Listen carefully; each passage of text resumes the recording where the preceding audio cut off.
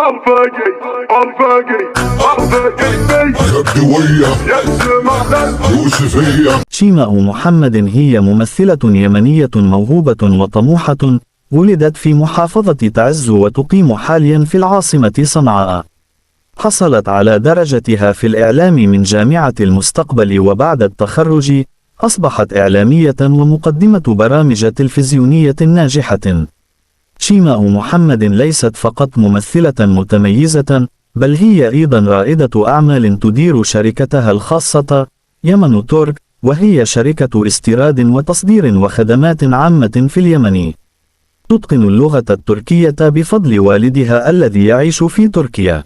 اكتسبت شهرة واسعة بعد مشاركتها في المسلسل اليمني الشهير غربة البني الجزء الثاني، حيث قدمت أداء متميزا رغم أنها كانت أول تجربة تمثيل لها.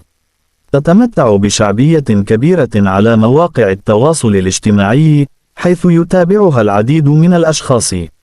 حتى العام 2023 لم تتزوج شيماء محمد بعد. باختصار، شيماء محمد هي ممثلة يمنية متميزة ورائدة أعمال ناجحة تسعى دائما لتحقيق أحلامها وتطوير ذاتها.